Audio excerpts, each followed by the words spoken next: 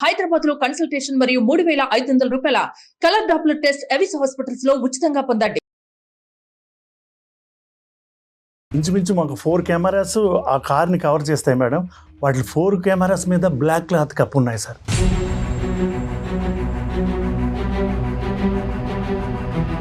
కారుని ఎవరో ఒక రాడ్డులతో చితక్కొట్టేశారు సార్. ఎవరైతే నేను అనుమానిస్తున్నానో ఆ నలుగురే ఆ కార్ని బ్రేక్ చేశారట సార్. అమ్మాయి చూసిందండి చూసింది మేడం. నేననే కాదు, ఇక్కడ ఉన్న నా కొలీగ్స్ అందరూ కూడా ప్రసాద్ గారిని చూసి చాలా ఇంప్రెస్ అవుతారు. అలా నేను ఇంప్రెస్ అయిపోయి తనకి నేను ఒక రోజు ప్రపోజ్ చేశానండి. తను రిజెక్ట్ చేశాడు. ఆ రోజు ఆ సిచ్యువేషన్ జరుగుతూ ఉంటే కళ్ళారా చూసి ఏం చేయాలని అర్థం కాక వాష్రూమ్ లోకి వెళ్ళి కాల్ చేసి ప్రసాద్ గారికి ఇన్ఫార్మ్ చేశాను. మరి అంత ఇష్టపడిన వ్యక్తి సమస్యలో ఉన్నప్పుడు కనీసం ఆ సమస్యలో నుంచి చిన్న హెల్ప్ చేయాలని నీకు అనిపించట్లేదా?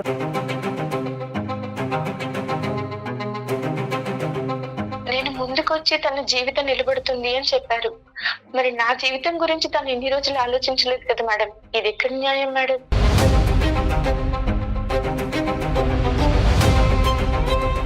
మిమ్మల్ని ప్రేమించానని చెప్పినందుకు నువ్వు సాక్ష్యం చెప్పండి, అది ఎంతవరకు కరెక్ట్ ప్రసాద్ గారు? మీ 60 లక్షల కారు నేను తక్కువ చేయట్లేదు. అది మీ ఉద్యోగం, మీ కష్టానికి సంబంధించినటువంటి ప్రతిఫలం నేను అనిపిస్తుంది. కానీ ఏంటంటే, నన్ను ప్రేమిస్తున్నావా లేదా? ఎస్, నువ్వు నన్ను ప్రేమిస్తున్నావు కాబట్టి ఈ రోజు నువ్వు బయటకు వచ్చి నా తరపున మాట్లాడు అంటే కనుక that is called as a business. నమస్తే కళ్యాణ్ గారు. నమస్తే జయ గారు. పక్కకు వచ్చాం ఎందుకంటే మన ఇద్దరితో పాటు 3వ వ్యక్తి కూడా వస్తున్నారు కాబట్టి షోలో. సో కొంచెం చిన్న చిన్న మార్పులు చేసుకోవాల్సి వచ్చిందండి. Very good. ప్రసాద్ అని ఆయన ఒక ఇష్యూ అండి. ప్రసాద్ గారి ఇష్యూ ఇప్పుడు మనం డిస్కస్ చేయబోతున్నాం. మనందరికీ తెలిసిన విషయం కళ్యాణ్ గారు, మనం ఎక్కడో చోట ఏదో ఒక సందర్భంలో వినుంటాం. లేట్ ఎందుకు, ఆయన పిలిచేద్దామండి. రైట్, ప్రసాద్ గారు వచ్చేసేయండి ఒకసారి.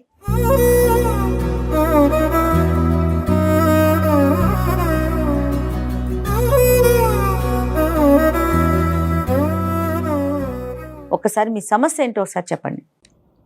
నా పేరు ప్రసాద్ మేడం. వైజాగ్లో ఉండేవాడిని. హైదరాబాద్కి వచ్చి సెటిల్ అవుదామనే ఆలోచనతో 1 ఇయర్ బ్యాక్ ఇక్కడికి వచ్చాను. అందరిలాగే నేను కూడా అన్ని రకాల ప్రయత్నాలు చేశాను జాబ్ కోసం. రీసేల్ కార్ కంపెనీలో జాబ్ వచ్చింది మేడం. సంతోషం. శాలరీ 10,000. అది రీసేల్ అని పేరుకే కానీ మేడం, కార్ షోరూమ్ మాత్రం ఒక న్యూ కార్ షోరూమ్ అంత అందంగా తీర్చిదిద్ది ఉండను. ఆ అట్మాస్ఫియర్ అది నాకు నచ్చి జాయిన్ అయ్యాను మేడం.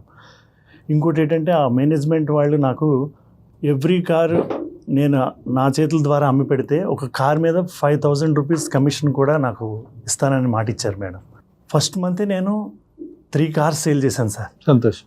అంటే 3 5s 15,000 ప్లస్ నా శాలరీ 25,000 వచ్చింది సార్. ఇవన్నీ ఏంటంటే ప్రీమియం లగ్జరీ కార్ సార్. బాగా లగ్జరీ ఉన్నవి తక్కువ ఉంటాయి, ఎక్కువగా మిడిల్ క్లాస్ వాళ్ళవి ఉన్నాయి. 1 by 1 నేను ఎక్కువగా సేల్ చేయడం, నా కమిషన్ పెరగడం కూడా జరుగుతుంది. సంతోషం. ఆ వచ్చిన డబ్బులతో నేను చక్కగా నా కొలీగ్స్ ఒక 50 మెంబర్స్ వరకు ఉంటారండి ఆ షోరూంలో. మొత్తం బాయ్ నుంచి మొత్తం అందరు కూడా వాళ్ళకి స్వీట్స్ అవి పంచడం అవి చేయడం జరిగింది సార్. కానీ కొంతమంది వ్యక్తులు మాత్రం వాళ్ళు మనస్ఫూర్తిగా తీసుకుంటున్నట్టు నాకు అనిపించట్లేదు సార్. ఉంటారులేండి, ఆ జాతి ఉంటూనే ఉంటుంది. అయితే అయినా సరే నేను నా దృష్టి మాత్రం నా కెరియర్ మీద పెట్టాను సార్. గుడ్. ఎవ్రీడే నేను ఏదో ఎవరో ఒకరిని పరిచయం చేసుకోవాలి, కార్ అమ్మాలి, అదే నా యాటిట్యూడ్. ఇంకా నాకు వేరే వర్క్ లేదు. సో నేను డే బై డే చేస్తే ఆఫ్టర్ 6 months నేను 1 fine day నేను చూసుకుంటే ఆ మంత్లో 10 కార్స్ సేల్ చేశాను సార్. 10 into 5 50,000. అదే టైంలో మా బాస్ బిఫోర్ వీక్లోని నాకు శాలరీ కూడా హైక్ చేశారు సార్. 25,000 చేశారు. సో నేను 75,000 ఫస్ట్ టైం నా లైఫ్లో గెయిన్ చేసిన మంత్ సార్ అది. సూపర్. నమ్మబుద్ధి కూడా కావట్లేదు సార్. నాతో పాటు ఉండి అసలు లేనిపోయినవన్నీ బాస్ దాకా కొన్ని విషయాలు నా దగ్గర జరుగుతున్నాయి కూడా వెళ్ళిపోతున్నాయి సార్. జస్ట్ అవి చూడడానికి చిన్నవే అనిపిస్తున్నాయి. నాకు ఈరోజు ఇంత పరిస్థితి అవుతుందని నేను అనుకోలేదు సార్. సో మీకు పడినటువంటి వాళ్ళు చాలా మంది ఉన్నారు అక్కడ.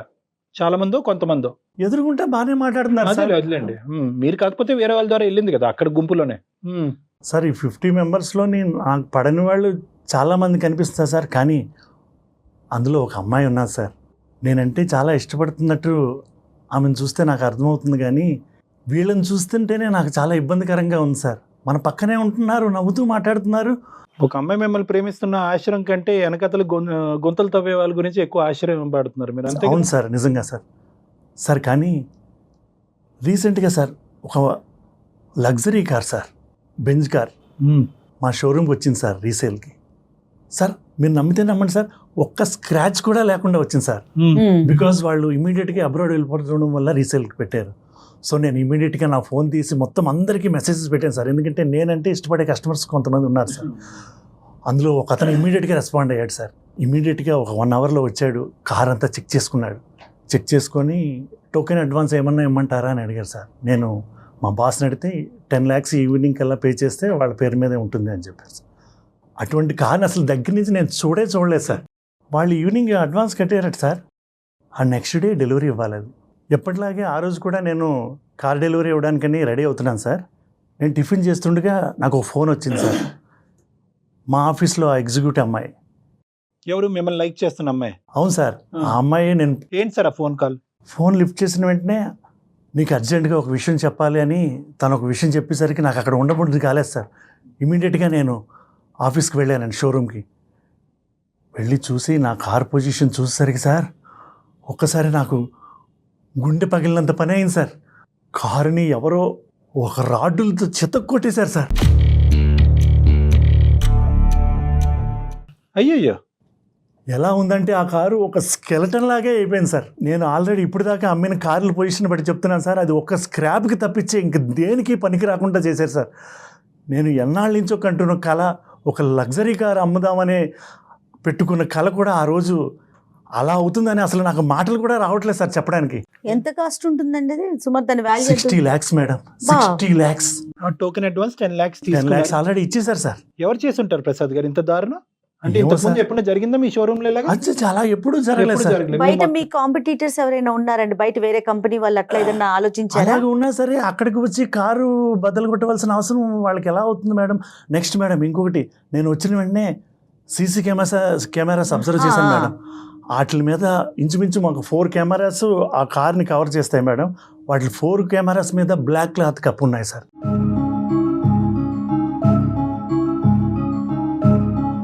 ప్రసాద్ గారు, ఇప్పుడు కెమెరాస్ మీద క్లాత్ వేసింది అన్నారు, ఎవరి మీద అనుమానం ఉందా? ఇప్పుడు కాంపిటీటర్స్ వచ్చే అవకాశం లేదంటున్నారు. అవును మేడం. ఎవరి మీద డౌట్ కానీ ఉండింది? మాతో పాటు పనిచేస్తున్న చెప్పాను కదా మేడం, ఒక 4 కొలీగ్స్ మాత్రం వాళ్ళ మీద మాత్రం నాకు చాలా ఇదిగా ఉంది మేడం, అనుమానం ఏంటి మేడం, కాన్ఫిడెంటే. ఇప్పుడు ఈ కార్ని చేయటం వల్ల వాళ్ళకి వచ్చే లాభం ఏంటి? అంటే కార్ అయితే డెలివరీ వెళ్తే అడ్వాన్స్ 10 lakhs వెనక్కి ఇస్తారు. దీనివల్ల మీకు అంటే మీకు వచ్చేది ఆ 5,000 ఇన్సెంటివ్ మీకు రాకూడదనేనా వీళ్ళు చేశారు?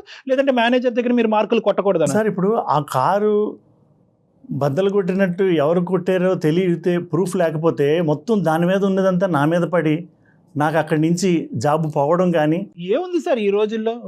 సీసీటీవీలు కప్పారు, ఓకే, ఎవిడెన్స్ లో అది పోలీసులు రాబట్టే విధంగా రాబడతారులేండి. బయట ఎవిడెన్స్లు దొరుకుతాయి, చుట్టుపక్కల షాపుల ఎవిడెన్స్లు ఇవన్నీ రకరకాలు ఉంటాయి. పోలీసుల దగ్గర లేనటువంటి బ్రహ్మాస్త్రం ఉంటుంది. వీళ్ళు తెలివితేటలు ఉంటే వాళ్ళు తెలివి మీరిన వాళ్ళు అయి ఉంటారు. కానీ ఇన్సూరెన్స్ ఆబ్వియస్లీ ఇలాంటి కార్స్ కి ఇన్సూరెన్స్ ఉంటుంది. ఇన్సూరెన్స్ ఆ థాట్ కూడా నాకు వచ్చింది సార్. ఇన్సూరెన్స్ మీకు ప్రూఫ్ ఉండాలి కదా సార్, ఏదైనా యాక్సిడెంట్ అయితేనే కదా ఇన్సూరెన్స్ వాళ్ళు ఇస్తారు. కాదు ప్రసాద్ గారు, కంప్లైంట్ ఇవ్వటం చేశారా? జరిగిందా? ఇమీడియట్గా వచ్చారు మేడం పోలీసులు. వాళ్ళు చేయవలసిందంతా చేశారు, చూశారు, నాకు అడిగారు మీకు ఎవరి మీద అనుమానం ఉందా అని. నేను వాళ్ళకి చెప్పాను, వాళ్ళు ఎంక్వైరీ చేశారు, చూస్తాము చేస్తాము మళ్ళీ ఇన్ఫార్మ్ చేస్తామని వెళ్ళారు మేడం. మరి మీ మేనేజర్ ఉంటారు కదండి, బాస్ కూడా ప్రూఫ్ లేకుండా ఇది నాకు సంబంధం లేదు, నీ ఆధ్వర్యంలోనే జరిగింది కాబట్టి దీని రెస్పాన్సిబిలిటీ నీవే అని ఆయన కూడా వాళ్ళు ట్రై చేశారో అది జరుగుతుంది అతని లైఫ్ లో. అదే ఇప్పుడు ఏంటంటే ఏదైతే బాస్ కి ఇతనికి మధ్యన ఒక నెగిటివిటీ క్లియర్ చేయాలి, ఏదైతే ఎస్కలేషన్ ఉందో అది డిఫాల్ట్ అవ్వాలి, కింద పడాలి. ఎక్కడో చోట ఏ ఆధారం లేకుండా ఉంటది గురుగారు చెప్పండి. సార్ ఇప్పుడైతే మీకు ఒక విషయం చెప్పాలి సార్. నన్ను ప్రపోజ్ చేస్తున్న అమ్మాయి ఉన్నది కదా సార్, ఆ అమ్మాయి ఫోన్లో చెప్పిన విషయం అయితే అదే సార్. ఆ అమ్మాయి ప్రత్యక్షంగా చూసిందట, ఎవరైతే నేను అనుమానిస్తున్నానో ఆ నలుగురే ఆ కార్ని బ్రేక్ చేశారట సార్.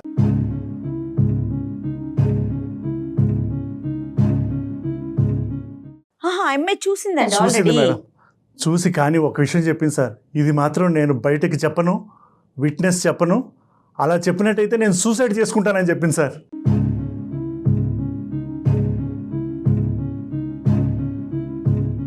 సీసీటీవీ ఫుటేజ్ కూడా కప్పినటువంటి వాళ్ళు ఈ అమ్మాయి ఏ మూలను చూసింది, ఎలా చూసింది, లేదంటే వాళ్ళు ఇలా మాట్లాడుకుంటుండగా ఈ అమ్మాయి విందా, సన్నివేశాన్ని చూసిందా, వాళ్ళు గుసగుసలు విందా? రైట్ సార్, ఆ రోజు ఆమె బర్త్డే అట్ సార్. రైట్. నన్ను కలవడానికని ఎర్లీగా తన ఇంట్లో చేసిన స్వీట్స్ పట్టుకొని వచ్చిందట సార్. అది కూడా తను చెప్పిన విషయమే. కారుని ఫుల్గా బ్రేక్ చేస్తూ ఎవరైతే నేను అనుమానంగా అనుకుంటున్నానో ఆ నలుగురే బ్రేక్ చేయడం తను చూసిందట సార్. ఆ విషయమే తను నాకు ఫోన్ చేసి చెప్పింది సార్. సో అమ్మాయి చూసింది. కానీ తను విట్నెస్ ఇవ్వడానికి రెడీగా లేదు. ఏమనైతే వాళ్ళు బెదిరించారనో తను సూసైడ్ చేసుకుంటారనో చెప్తుంది సార్. అమ్మాయి భయపడుతుంది. సో తన కళ్ళతో తను చూసిందని చెప్పింది మేడం. మరి ఇప్పుడు ఏం కావాలి మీకు? అంటే ఈ అమ్మాయి వచ్చి ఆ సాక్ష్యాధార అంటే ఒక సాక్ష్యం చెప్పాలా? ఈ నలుగురు సార్ ఇప్పుడు పోలీసుల దగ్గరికి అయితే సాక్ష్యం కావాలి కదా సార్. ఆ అమ్మాయి కూడా ఎలాగో నేను ఇష్టపడుతుందని అంటుంది కాబట్టి కొంచెం మీరు ఏమన్నా అమ్మాయితో కొంచెం మాట్లాడి ఇంటెన్సిటీ కావాలి ప్రసాద్ గారు. ఇప్పుడు ఏంటంటే ఎంత లోతుగా మీరు వెళ్ళారు దాన్ని బట్టి ఆ అమ్మాయిని మనం ప్రశ్నించి ముందుకు తీసుకొచ్చి అమ్మ ఒక సాక్ష్యం చెప్పు బంగారు తల్లి, అతని జీవితం బాగుపడదని చెప్పొచ్చు మనం. ఎంతవరకు వెళ్ళారు? మీ డెప్త్ ఎంత సార్? ఇప్పుడు దాకా అయితే అలా ఏం జరగలేదు సార్. లేదు. బట్ ఆ అమ్మాయి వైపు నుంచి మాత్రం 100% ఆ అమ్మాయి నన్ను ఇష్టపడుతుంది సార్. లేదంటే మీకు ఫోనే చేయదుగా. అదే సార్ కావాలనుకుంటుంది అమ్మాయి. నేను అనుకుంటుంది కూడా అదే సార్. కానీ ఎక్కడో మూల ఆ అమ్మాయి నాకు హెల్ప్ చేస్తుందని మాత్రం తప్పకుండా నాకు అనిపిస్తుంది సార్. ఇక్కడ ఒక డైరెక్షన్లో మేము వెళ్ళాం. ఒక డైరెక్షన్లో మేము వెళ్తే కనుక ఆ అమ్మాయి వర్జన్ కూడా మనం విందాం. మనం ఏంటంటే అమ్మ ఇది ప్రేమ, అమ్మ ఇది జీవితం, అమ్మ అతని జీవితాన్ని నువ్వే కాపాడాలంటే నా జీవితాన్ని ఎవరు కాపాడతాడండి బాబా అని అంటారు. సో ఇక్కడ ఏంటంటే నేను ఎందుకు ఇదంతా అమ్మాయితో ఫోన్ మాట్లాడే ముందు ఏంటంటే ఎన్ని జీవితాలు కాపాడి ఎన్ని కథలకి ఒక సుఖాంతమైనటువంటి కథను మేము ఇచ్చినా కూడా, ఒక ఎండింగ్ ఇచ్చినా కూడా మేము ఎప్పుడు కూడా బయలాటరల్గా ఓన్లీ ఇక్కడికి వచ్చి కూర్చున్నటువంటి బాధితుడి పాయింట్ ఆఫ్ వ్యూలోనే మేము ఆలోచించాం. అటువైపు మాట్లాడేటటువంటి వ్యక్తిని కూడా ఆవిడ కూడా విక్టిమా, ఆవిడ కూడా బాధితురాలు అనేటటువంటి అంశంతోనే ముందుకెళ్ళటం వల్ల ఈరోజు ఈ అందమైన జీవితం అనే కార్యక్రమం అంత సక్సెస్ఫుల్ అయ్యింది. ఎంతో మందికి జీవితాలకి మేము ప్రాణాలు పోసిన వాళ్ళం అయ్యాం. సో కాబట్టి ఏంటంటే we will try our best. ఆ అమ్మాయి వర్జన్ మనం విందాం, దాన్ని బట్టి మీకు సొల్యూషన్ దొరుకుతుందిలే చూద్దాం. ప్రసాద్ గారు కాల్ చేస్తారు ఒకసారి. చేస్తాను మేడం, నేను కూడా మీకు అదే చెప్తున్నాను. ఎందుకంటే తన వెర్షన్ కూడా మీరు వింటే మీకు కూడా ఒక ఐడెంటిఫికేషన్ వస్తుంది మేడం.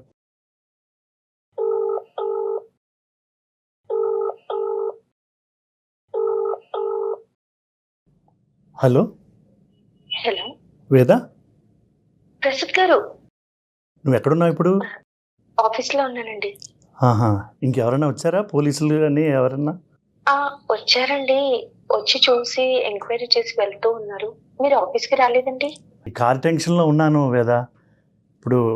ఇప్పుడైనా నేను రిక్వెస్ట్ చేస్తున్నాను, నువ్వు ఒకసారి నాకు ఈ ప్రాబ్లం నుంచి బయటపడే మార్గం ఏమన్నా చెప్పచ్చు కదా?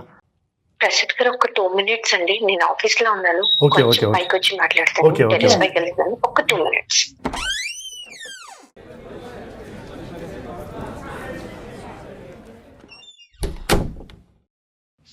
ప్రసాద్ గారు కొంచెం నేను చెప్పేది పూర్తిగా వినవా? చెప్పండి ప్రసాద్ గారు. నేను ఈ టెన్షన్లోంచి పడే మార్గం నాకేమీ తోచక మన సుమన్ టీవీ వాళ్ళది అందమైన జీవితం అనే కార్యక్రమం జరుగుతుంది. నేను వాళ్ళకి వాట్సాప్ చేసి ప్రస్తుతం వాళ్ళని కలిసి వాళ్ళ దగ్గరే ఉన్నాను. ఏంటండి, నేనేదో మిమ్మల్ని లవ్ చేసి ఫీల్ అయ్యి నేను మీకు చెప్తే మీరు ఇలా అందరి ముందు వెళ్ళి నన్ను మాట్లాడమంటే నేను ఎలా మాట్లాడగలనండి? వీళ్ళు కౌన్సిలర్స్, ఇటువంటి ప్రాబ్లమ్స్ ఏమన్నా ఉన్నట్టయితే వాళ్ళు సొల్యూషన్ చెప్తారు. అలా కాదండి నేను చెప్పేది వినండి ప్రసాద్ గారు. Response natural. సారీ అమ్మా, నీ ప్రైవేట్ ఇష్యూ ఇక్కడ పబ్లిక్ అవుతుందో పంచాయతీ పెట్టామని దయచేసి అనుకోవద్దమ్మా. ఇదేంటంటే ఇప్పుడు అతను మాట్లాడచ్చమ్మా. నేను మాట్లాడచ్చా? నేను డాక్టర్ కళ్యాణ్ చక్రవర్తి, అందమైన జీవితం నుంచి. చెప్పండి. థ్యాంక్స్ అమ్మ, ఓపెన్ హార్ట్గా అలా ఒప్పుకున్నందుకు థ్యాంక్ యూ. నిన్ను సర్ప్రైజ్ చేయడం అనేది తప్పే, కానీ ఏంటంటే ఇప్పుడు అతను భయంకరమైనటువంటి పరిస్థితిలో ఉన్నాడు. ఏంటంటే ఈ ఇన్సూరెన్స్ వస్తుందో లేనటువంటి ఆ కార్ని డ్యామేజ్ చేసినటువంటి వాళ్ళు. దానికంటే పెద్ద ట్విస్ట్ ఏంటంటే కనుక మీరు ఇష్టపూర్వకంగా వచ్చి అతను ప్రపోజ్ చేశారు, అతను ప్రేమిస్తున్నారు అనేటటువంటి అంశం కూడా చెప్పాడు. కానీ ఇక్కడ పెద్ద ట్విస్ట్ ఏంటంటే కనుక ఎవరైతే కనుక అతిగా చాలా భారీ ఎత్తున ప్రేమించేటటువంటి వ్యక్తికే ఆ దొంగలు ఎవరు అనేటటువంటిది కూడా తెలుసు, కానీ బయటకు వచ్చి చెప్పలేకపోతున్నారనే సందిగ్ధ పరిస్థితిలో అతను ఇక్కడికి వచ్చి కూర్చోవటం వల్ల వెంటనే ఏంటంటే అతను ఎక్సైట్మెంట్ లో మీకు ఫోన్ చేయడం జరిగింది. మేము కూడా ఎక్కువ వివరాలు చెప్పకుండా, మీకు అభ్యంతరం లేదు, మీకు ఇబ్బంది లేదు అనుకుంటే మేము మాట్లాడతామమ్మా, లేదంటే తర్వాత అన్నా మాట్లాడతాం. లేదండి మాట్లాడతానండి. యాక్చువల్లీ నేను తనని మా ఆఫీస్ లో జాయిన్ అయిన తర్వాత తన వర్క్ సిన్సియారిటీ అవన్నీ చూసి, కస్టమర్ తో మాట్లాడే పద్ధతి చూసి చాలా ఇంప్రెస్ అయ్యానండి. నేననే కాదు, ఇక్కడ ఉన్న నా కొలీగ్స్ అందరూ కూడా ప్రసాద్ గారిని చూసి చాలా ఇంప్రెస్ అవుతారు. అలా నేను ఇంప్రెస్ అయిపోయి తనకి నేను ఒక రోజు ప్రపోజ్ చేశానండి. తను రిజెక్ట్ చేశాడు. ఈ టైంలో సడన్ గా నేను తన మీద ఉన్న లవ్ తోని తనకి ఆ రోజు ఆ సిచ్యువేషన్ జరుగుతూ ఉంటే కళ్ళారా చూసి ఏం చేయాలని అర్థం కాక వాష్రూమ్ లోకి వెళ్ళి కాల్ చేసి ప్రసాద్ గారికి ఇన్ఫార్మ్ చేశాను. నేను అప్పుడే చెప్పాను, ఈ విషయం నువ్వెవరికైనా చెప్తే నన్ను వాళ్ళు చంపేస్తా అన్నారు, నా ఫ్యామిలీని కూడా బ్రతికేమనివ్వరు, ఏం చేయాలని కూడా అర్థం కాదు ప్రసాద్ గారు, ఈ విషయం ఇంకెక్కడ కూడా చెప్పొద్దు అని కూడా నేను తనకి చెప్పాను. డిస్కస్ చేయలేదండి వేద గారు ఆయన కూడా ఎక్కడ చేయలేదు, కానీ ఆయనకి ఎక్కడ ఏం చేయాలో పాలుపోక మా దాకా వచ్చారండి. ఇది మీరు అతను ఇష్టపడి అతనికి చెప్పడం అనేది ఎంతకాలం అయింది? 4 months అయింది సార్. 4 months అయింది. 4 months నుంచి అతని దగ్గర నుంచి ఏమైనా రెస్పాన్స్ వచ్చిందా మీకు? లేదు సార్, ఏ రోజు కూడా నన్ను పట్టించుకోలేదు. కనీసం నేను తన వైపు ఆలోచిస్తున్నానని కూడా తను నా గురించి ఆలోచించలేదు. ఏ ఒక్క రోజు కూడా తను నాకు ప్రపోజ్ చేసిందన్న ఫీల్ తో కూడా నన్ను చూడలేదు. మరి ఏమనిపిస్తుందమ్మా ఆ అంశం గురించి నాకు చెప్పండి. మీరు వచ్చి బయటకు సాక్ష్యాల గురించి చెప్తారు లేదనేది వేరే విషయం. మరి దానివల్ల మీకు ఎటువంటి ఫీలింగ్ వస్తుంది లోపల, మీరు ఏమనుకుంటున్నారు? అంటే సార్, ఇన్ని రోజుల్లో నేను తన గురించి చాలా వెయిట్ చేశాను సార్. ఎప్పుడన్నా కనీసం ఒక్కసారైనా వేదాను అంటే ఇష్టం, నాకు కూడా ఇష్టం అని కూడా ఏ రోజు చెప్పలేదు. కాకపోతే నేను మనస్ఫూర్తిగా ఈ క్షణం కూడా నాకు ప్రసాద్ గారు అంటే చాలా ఇష్టం అండి. Super. So you love him. ఎలా అంటే సార్, నేను చాలా సిన్సియర్ గా లవ్ చేస్తున్నాను. సో అంత ప్రేమిస్తున్నాను కాబట్టి వాళ్ళు నన్ను అంతలా బెదిరించినా కూడా, చంపేస్తా అన్నా కూడా నేను వెళ్ళి ప్రసాద్ గారికి ఇన్ఫార్మ్ చేశాను, ఇది జరిగింది సిచ్యువేషన్ అని చెప్పి. వేద గారు ఏమని బెదిరించారు? వాళ్ళు నన్ను కత్తితో బెదిరించి, నువ్వు కనుక ఈ విషయం బయటకు చెప్పితే నిన్ను నీ ఫ్యామిలీని ఎవరిని ఉంచము, నీకు అదే చివరి రోజు అవుతుంది అని చెప్పి నన్ను బెదిరించారు మేడం.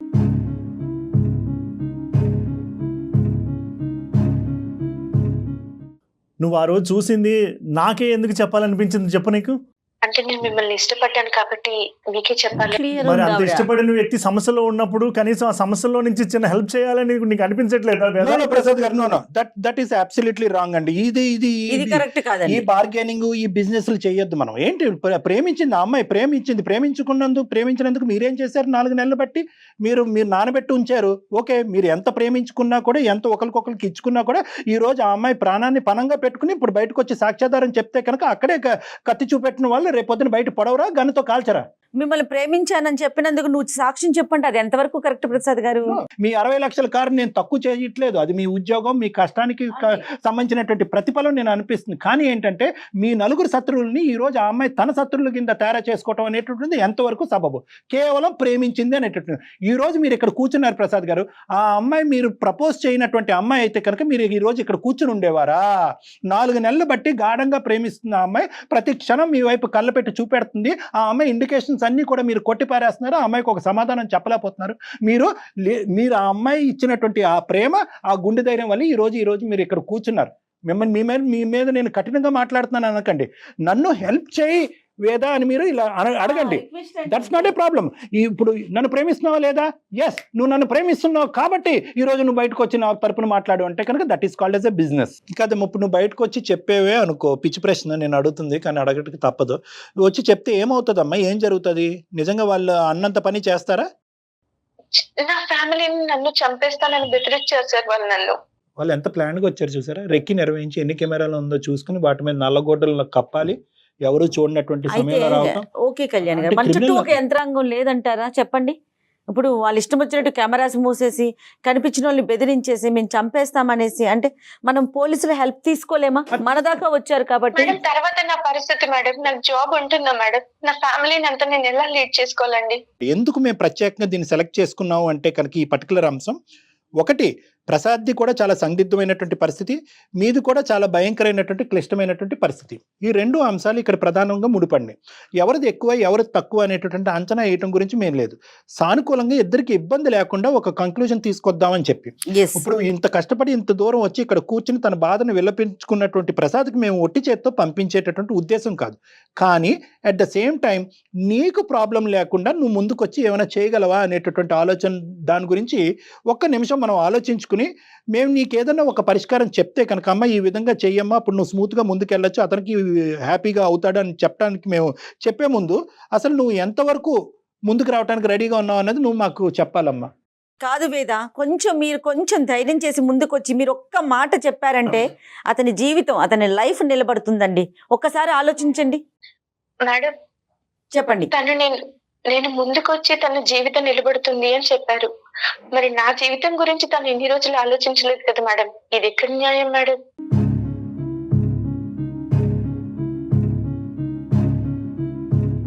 సో అతను ఐ లవ్ యూ చెప్పడంలో డిలే చేశాడు కాబట్టి ఈ రోజు మీరు వెనకడిగేసి ఆలోచిస్తున్నారా? అలా అలా తిరిగిపోతుంది కదంతా కూడా. అంటే సార్, నేను ప్రాణంగా ప్రేమించాను అని ఇన్ని రోజుల నుంచి చెప్తే ఏ ఒక్క రోజు కూడా నన్ను పట్టించుకోలేదు సార్. నువ్వు ప్రేమ గురించి మాట్లాడుతున్నావా, ఒక బాధితుడి స్థానంలో ఉండేటువంటి మనిషికి హెల్ప్ చేయటం చేయకపోవటం గురించి మాట్లాడుతున్నావు? ఈ రెండిట్లకి ఎందుకు ముడి పెడుతున్నారు మీరు? నేను ప్రేమించాను కాబట్టి హెల్ప్ చేయడానికి ముందుకు వస్తానంటున్నాను సార్.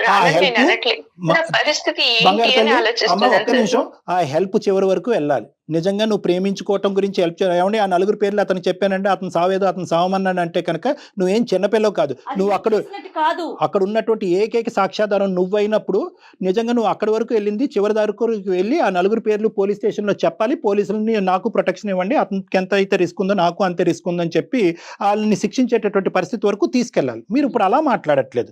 మేడం మీరు వచ్చి ముందుకు వచ్చి చెప్పమంటున్నారు, నేను దానికి రెడీయే, మరి 4 నెలల వరకు నా ప్రేమను ఎందుకు నాంచాడో ఆ మహానుభావుని అడగండి అని మీరు చెప్తున్నారు. అసలు దానికి దీనికి ముడేంటమ్మా?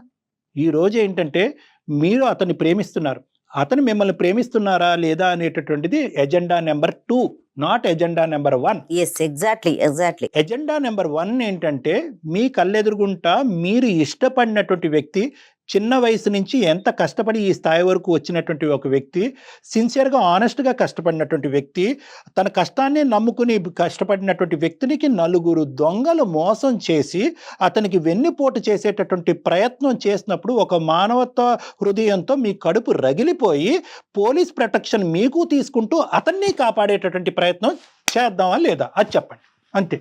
చాలా కరెక్ట్గా అడిగారండి, సూటిగా. అంతే. ఇంకా సరే సార్, నా ప్రాణాలకు తెగించి నా ఫ్యామిలీని కూడా పక్కన పెట్టి నేను ప్రసాద్ గారి కోసం వచ్చి నిజం చెప్తాను సార్. అమ్మ ఇప్పుడు సమయం సందర్భం వచ్చింది కాబట్టి నేను ఒక మాట చెప్తాను. నీ ప్రాణాలకి మా ప్రాణాలు అడ్డు.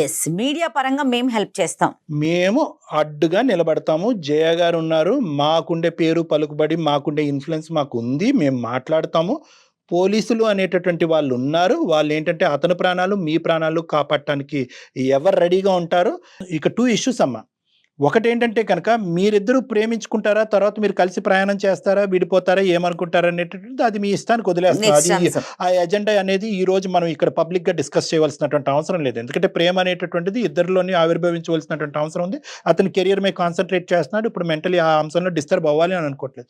ఇక్కడ ఏంటంటే ఇక్కడ ఒక మనిషి ఉద్యోగాన్ని తీసి పక్కన పెట్టండి అమ్మా, ఈ ఉద్యోగం కాపాడతారా అతను కాపాడతారని. వీళ్ళు ఎవరైతే ఉన్నారో రేపొద్దున ప్రసాద్కు చేయొచ్చు, ఎక్స్కు చేయొచ్చు, వైకి చేయొచ్చు. ఈ ఎక్స్ వైకి చేసేటటువంటి క్రమంలో ఎవరో బయట వ్యక్తి చూస్తే కనుక అదే వాళ్ళ మీద కూడా కత్తో కటారో పట్టుకుని వెళ్ళి వాళ్ళ మీద కూడా దాడి చేసేటటువంటి అవకాశం. ఇక్కడ ఇటువంటి క్రిమినల్స్ని పట్టివ్వటం అనేటటువంటి బాధ్యత మీకెంతుందో మాకు కూడా అంతే ఉంది. కాబట్టి ఈరోజు మీకు పూర్తి స్థాయి సపోర్ట్ చేయడానికి మేము రెడీగా ఉన్నాం.